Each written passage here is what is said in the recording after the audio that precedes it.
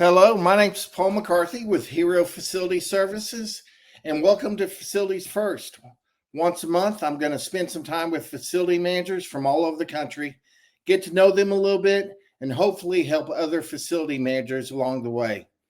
I'd like to thank my first guest, Scot Schmidt, who's a facility manager for Dutch Bros Coffee, where he keeps those broistas slinging drinks by making sure everything is working. I Yes, really wanted to say that word broista. That's so cool. So, Scot, I appreciate you jumping in my treehouse. of course, man. I'm enjoying this. I'm excited to do this. I'm a little nervous. Both our wives are nowhere near us. We do have a board op, so to speak, on this that he'll try to reel us in as much as he possibly can. So let's see how he does today. Well, don't worry. I already warned people that if they see paper flying, then we're going unhinged. Yep. So, let me tell you guys a little bit about Scot. 4 facts I know about Scot. He's been around facility management for 24 years. He's a great follow on LinkedIn because of two things. One is positivity, and you can really see his heart in what he posts.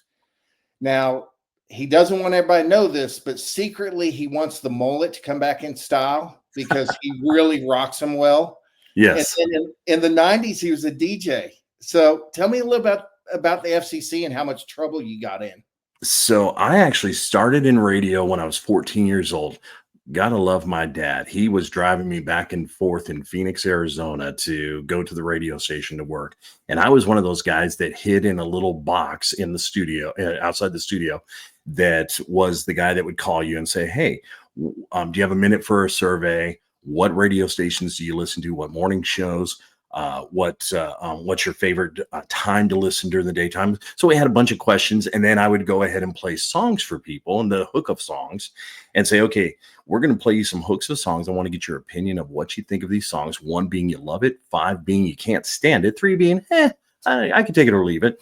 And I would sit there with a old school, realistic Radio Shack tape deck, hold the microphone to it, or the phone to it, and then push the pause button to release the hook and just let it go. I would play that, push pause on it, and then I would come back and say, "Okay, on a scale of 1 to 5," and just repeat that whole thing.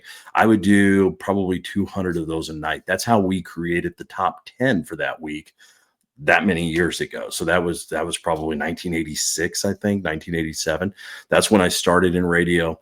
One guy heard me and said, "Hey, I like your voice. You want to do a commercial?" So I was 15 on a regional commercial, and it just progressed from there. Now, over time, the FCC, of course, they get calls and complaints from different people, and definitely got some calls on me for different things that I had done over the years, including one that was, and I don't even know if they sell the cereal anymore. It's called Grape Nuts. Mine was actually, the commercial was me and one of the female DJs where we're sitting in a kitchen type setting of kind of a theater of the mind type thing on a radio commercial. And I was sitting there crunching on grape nuts.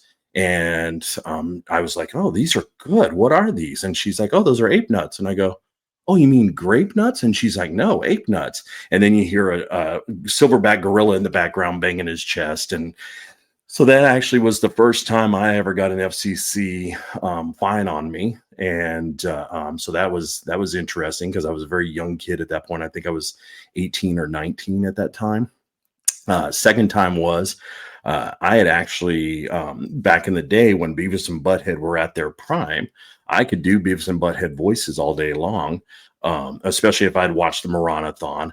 And I was calling up the competitors' radio stations during the morning show, and I would call them and say, "Hi, this is Mike. I was wondering if I could talk about whatever subject they're talking about right now." And they're like, "Oh yeah, yeah, let me put you through." So then as soon as they would put me on the air with that morning show disc jockey, they were like, "Hey, we're talking to Mike in, Bullhead City, Arizona or whatever. And Mike, what's your question?" I'm like, "You're a dumbass."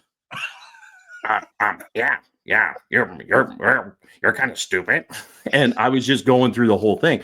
Now, of course, over time, my voice has deepened and things have changed and whatnot. I can't do it as much, but that had actually transpired into two things: not only a fine by the FCC for that particular radio station that I had called, but also I had, at one point, I had a guy call me and asked me who was the guy that did all the voices for us on the morning show for the Beavis and Butthead stuff and Hank Hill and all those guys. And I was like, oh, it's me. And he goes, okay, well, he goes, this is Mike Judge. And I'm like, okay, no, bullshit. That's not, you can't be Mike Judge. And he's like, no. He goes, this is Mike Judge. And I'm just letting you know that our attorney is going to send you a cease and desist to quit doing these voices because other people are complaining that we're not doing them for other radio stations. Wow. So, yeah, Well, it was 2 things I figured out about you. You're old and you're old.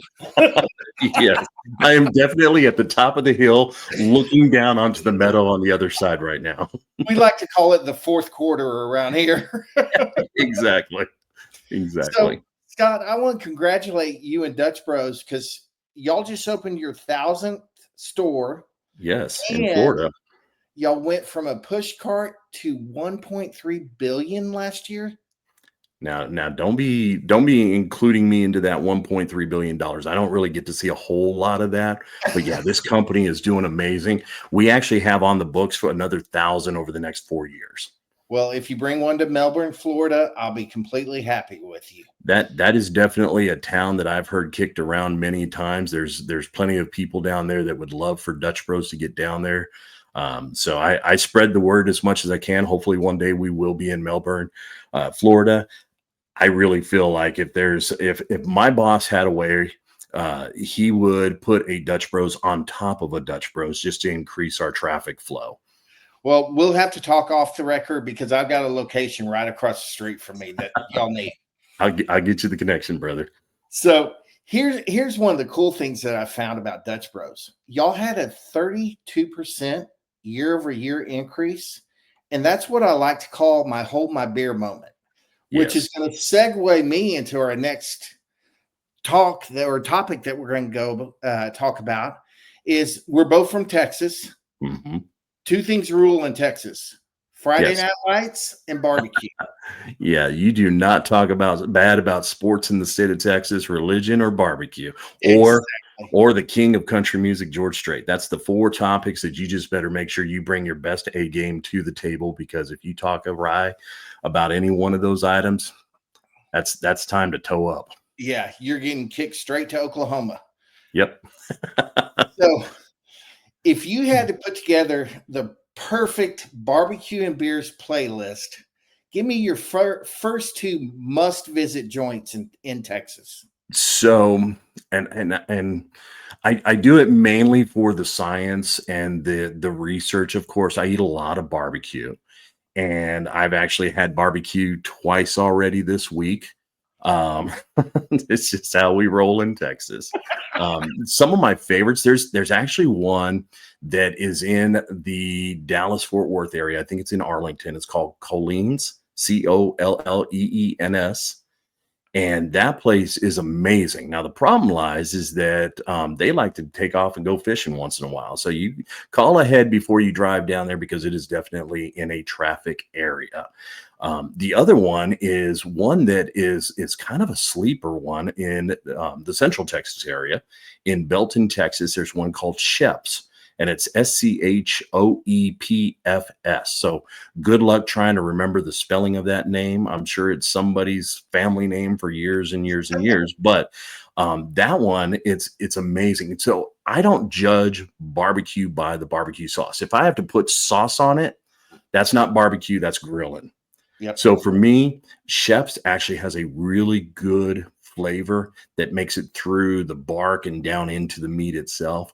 So that is one you've got to go to. And they've had the same pit smoker for years now. So as you pull up into the parking lot, you better start get your mouth ready and your bib ready, because that smell of that smoke is out there in the parking lot, just floating around, just making you so hungry. Oh, wow. I think we've talked about living here in Florida. Finding Texas barbecue is hard, but I found one place. Okay. So let's jump to the next one. What are the top 2 beers to have with barbecue? So that's where I'm going to throw you a curveball. So, of course, being a disc jockey, I also, when I was working in radio stations, I was also working at nightclubs at the time. And back in the day, the waitresses or the barbacks would actually bring me alcohol beverages and say, "Hey, so and so over there wants you to play a song. They got you this drink." So I would take it and I would throw it there back behind me where the CDs and the records were at, and stack them up for the whole night. At the end of the night, I would like turn around and I would hit 12 drinks. And beer before liquor, that whole concept, that didn't matter at 2 o'clock in the morning when we shut down the bar. And so I got to the point where one day I did my bout face, looked at all that alcohol back there, and I was like, oh my gosh, Scott, what are you doing? None of this stuff really tastes that great. So I stopped drinking, gosh, probably 25, 30 years ago.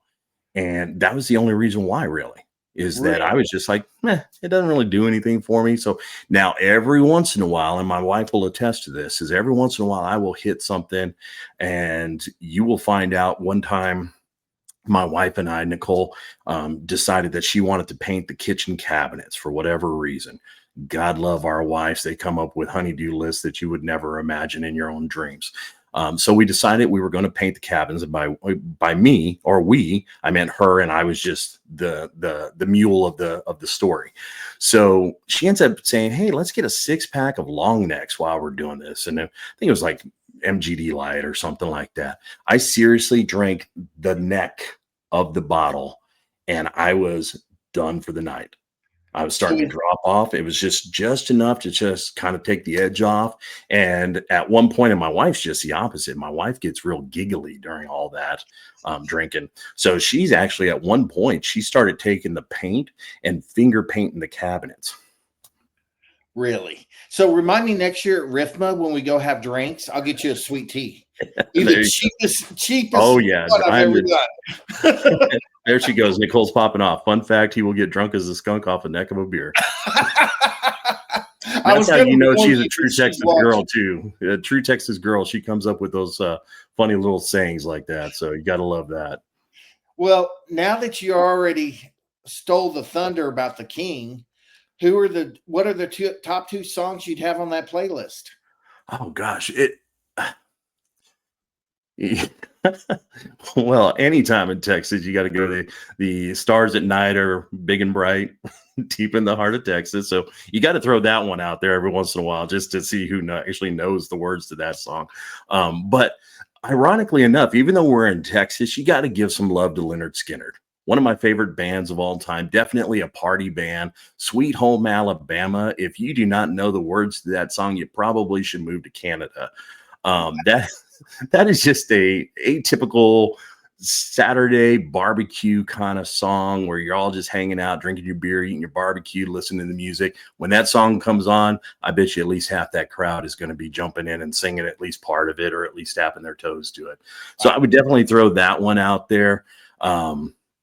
Any George Strait song or Willie Nelson song. Once again, if you're living in Texas and you don't know who Willie Nelson or George Strait is, you need to get a book and catch up on your reading, because those are definitely kings of country in Texas.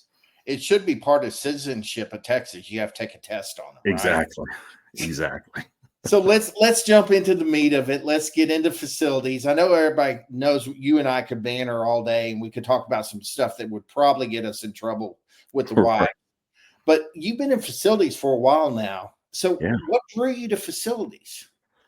So I actually went about a long way because, of course, being in radio first at one point, and back to my wife, Nicole, when we got together, we actually both brought a child to the marriage. And once we had this entire group of crazy together, I was like, you know what, this whole working 18-hour a day with the club, the commercials, the radio, the television show, all of that stuff. I was like, you know what, I need to go find a real grown-up job.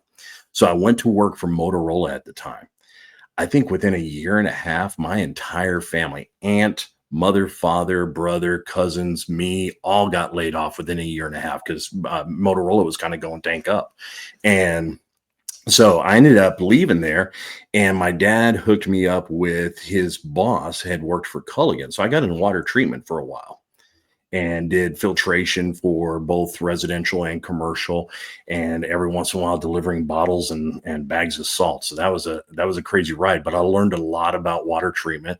I'm actually a water treatment specialist, level 3 here in the state of Texas. And eventually my dad was retiring, and his boss at that point said, "Hey, Scott, you know about facilities and maintenance and all of that stuff. What do you think about becoming a building engineer?" And which is a separate title for facilities maintenance. And I was like, I don't know if it's anything like what my dad does. Most of the time, it looks like he's got his feet up on the desk, looking at the computer and sleeping sometimes. So yeah, I could totally do that.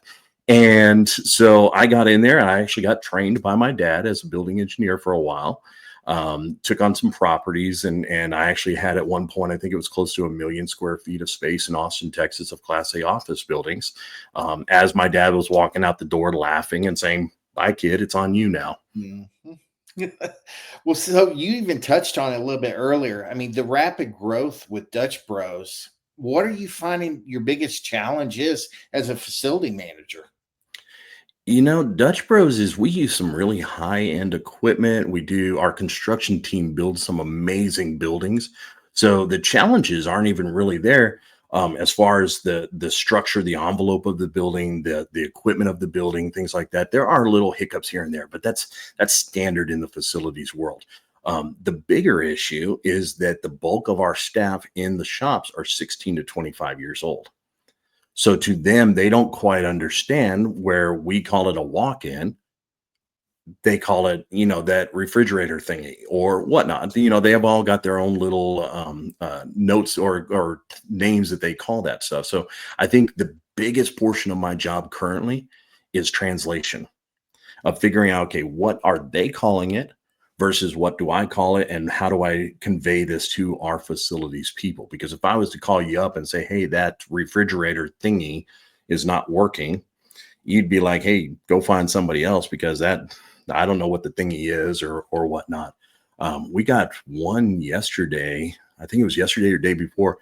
They said something about the filtration company came out and said the Bush Bush tank was bad in the mechanical closet. I've made so many calls trying to figure out what a bush tank is. I finally said, "You know what? Just get a plumber out there. Let's let them look and see what they see because I don't know what the heck a bush tank is." As many years as I've been in this business, I've never heard of a bush tank. Well, I think you stole my thunder on the next question because it was what's the wildest one you ever had? And that probably takes cake. But to touch on something you said, I heard this is the first time that we have five different generations in the working class right now. Yes. And we all speak a different language. And I've got a background in the restaurant industry, and I know that our language in the restaurant industry can really scare people when you start saying I'm 86 and stuff because they don't understand it. They don't Right. understand. Well, so let me ask you this. I'm on the facility services side, so this always fascinates me. What separates a good service facility provider for y'all? I mean, what stands out with them, the great ones? This is I love this question because this is something that I kind of hold dear to heart is that coming in and training with my dad. My dad was last generation building engineer, facilities management. Um, Not my dad. Love my dad with all my heart, but those guys were old, grumpy codgers. They were just like every time I talked to him, whether I was in the facility or the filtration end of it coming in as a vendor, or when I was actually working with them, they most of the time they just wanted to be left alone. Bottom dollar was a big thing to them. Now I think we've made it past that point where the bottom dollar is great. Saving money is always a key component to finding facility service peoples or any trades or vendors. But I believe more in that personality kind of concept, that connection, the relationship between people. Because if I'm rude to you, and we grew up with the concept of squeaky wheel gets the grease. Yes, that does happen. But on your end of it, if I'm the squeaky wheel, you're not going to be like, "Oh my God, Scott's calling. I don't want to deal with them. Hey, Mark, can you take this instead?" Um, I'd rather be that guy that you're like, "Oh my God, Scott's calling. Hey, bro, what's up, man? Oh yeah, I'll get to that. Let me pull somebody off of this other job to come and take care of you because we've got this relationship. We got this personality together. You're going to be more apt to jump through bigger hoops and just kind of run with me on it. It goes back to the concept of the leaders versus managers. Leaders are the ones that we run together with everybody as opposed to managers just sitting there dictating that stuff. And I think that works in the facilities world as well, I, is getting that personality between us going. yeah, I would definitely have to agree with that. One of my sayings is leaders will help you grow, bosses will stunt your growth. Yes. There's definitely a difference. So I know facilities managers, part of your job is education, like you talked about earlier. But what's one of the things that corporate or even the staff on site, what's one of the things they really don't understand about facilities that they should? Time frame. And that being that there's a lot of people, and it doesn't matter which generation it is, doesn't matter what gender they are or whatnot. It is straight up. There are people that think they don't understand. My wife says it amazingly. How the watch works. All they care about is the time. Yeah. And a lot of times when you're working in a shop or a quick serve restaurant or whatnot, you're after the time. You, you don't understand why you can't tell me the time right now when there's mechanics behind it. So I think when we say, oh, there's a leak in the ground, under the ground from a fitting out there 8 feet under the ground, they don't understand that there's permits to be pulled, there's equipment to be, picked up and rented or, fueled up, safety check, the whole 9 yards. They don't understand that it doesn't get done within 4 hours. And it cracks me up because our system that we use, our CMMS, has different priorities. And one of them is same day. And I've actually had numerous times where store people, both here and at other jobs that I've been at in the past, where they'll put in repaint the building same day or this week. And it's like, whoa, there's a lot more to that than just grabbing a bucket at Home Depot, coming out and slapping a coat on. And so that's where I think that they kind of missed the mark a little bit. Not a problem or not a fault of anyone. It's just that that's how some people work. Well, I did hear that Scott Schmidt and Superman have never been seen in the same place. Let's go more with like Deadpool. Deadpool. More of a Deadpool guy. You want to see a mask over this. You don't want the Okay. handsome guy with the cape. You want a mask over this. A face for radio. Let's just say that. Yes, exactly. So with technology these days, we're getting on in our fourth quarter, as we discussed earlier, but technology is rapidly changing the game in facilities. So how's that impacting you? I think in facilities world, we actually are going to benefit from the way technology is changing and life is changing as we know it.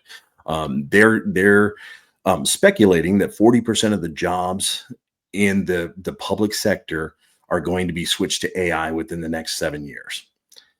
I don't think facilities is necessarily going to be that. I think it's going to be more of a tool than a replacement because AI is going to take the place of not necessarily of it, but in connection or conjunction with the CMMS out there.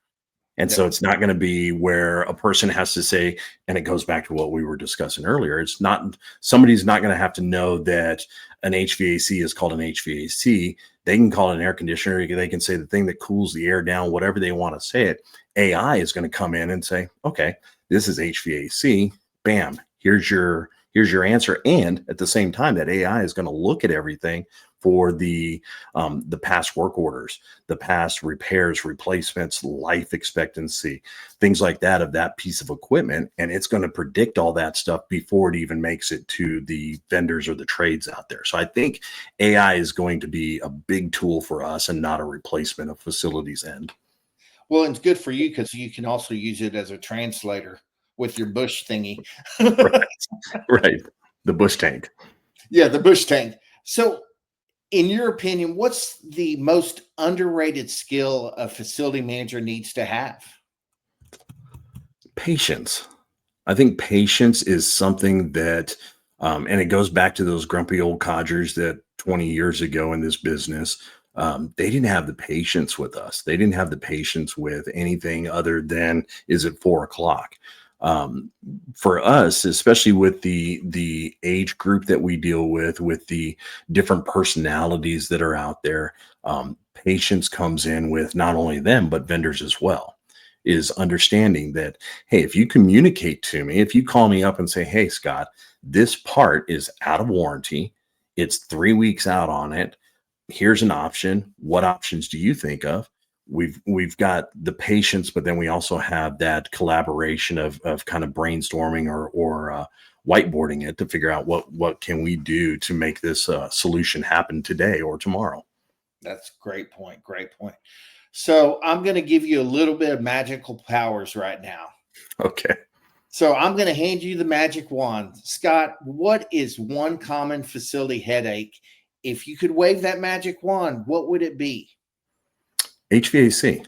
I think that HVAC, if we could figure out a way to, um, they've done a lot of updates in it over the years, but the fact that we are so dependent upon that is unbelievable. So if I could figure out a way to come up with a magical way to eliminate HVAC and have a self-cooling building where, because of paint or exterior materials on the building or something, just to draw out that heat, almost like the what do they call it, where they take and they draw the air out of the building, run it down under the ground 10 feet, bring it back into the building, and stays a constant temperature, stuff like that. I think we're missing the mark on that, and I think that would be the one magical component I would switch out in future buildings. Great, great. So I'm going to use your words and your terminology on you. Now that you're considered an old codger, what would you tell somebody new coming into facilities? What's your best piece of advice for them? Knowledge is power. I am a big believer in knowledge. I love to read. Uh, I love to continually improve myself. My goal actually this year is to try to get at least 2 to 4 certifications, additional certifications from what I already have. Just because I think education is just an amazing thing and knowledge is an amazing thing. So for anybody, it doesn't matter if it's facilities or quick serve restaurants. I tell people, get all the knowledge you possibly can. You can never have too much of that. You know, I tell people all the time, the one thing that you can steal and you won't go to jail is knowledge. That's very Yeah. true. Yeah. So remember, your wife is on this. I've seen her pop up a couple of times on So there with a I'm going little to ask you comment. this question. What's next for you in your career, or what honeydews does she have you doing? Oh gosh.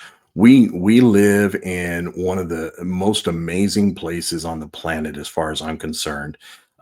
We bought 12 acres in Central Texas. It sits within a 1,400-acre neighborhood that is all high fence with exotic animals. 23 different exotic animals run around here. So when I designed the house, I made a full front porch. It's an old ranch style house, but a barndominium. So it has a full front porch that's about 60 feet long and about 10 feet deep. You can be sitting on that porch at any given time, and all of a sudden you'll get the indigenous stuff, the turkeys, the wild hogs, the whitetails, things like that walking through. But then all of a sudden you'll see 70 antelope from India come bouncing through here. Oh, And so we have antelope, we have oryx, we have gems box, we have red stags, which are an amazing animal. They're the largest deer in North America before you switch to an elk. They're about 8.5 feet tall and about 850 pounds. So that's just a massive creature will come walking by. I am kind of an animal whisperer, so I keep apples on hand and I will feed those guys by hand. My wife informed me last week, she said, we got to get a fence. So honeydew list, that's on the top of the honeydew list, is get a fence around the house proper. We're not going to do the whole property, just the house itself. And I was also told to quit feeding those damn animals so close to the house. So, okay. Let's talk about the fence because we've got just a little bit of time left. okay. So I was always told that a goal or a dream will remain a dream until you put a date on it. Then it becomes a goal. So Dude, on record, I you know need what? to The interview's done. The interview is done. You're getting me in trouble. I can just picture Nicole's face in the other room, and you just set me up for a conversation after this interview. Nicole, I'm trying. Scott, I tell you what, this has been a fun time, and I appreciate you coming on the show. And I look forward to talking to you more in the future. And if any of you other facility managers want to be on the show, just reach out to me.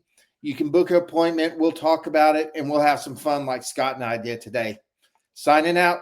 Peace, guys. Sounds good. Thank you so much, Paul. You have a great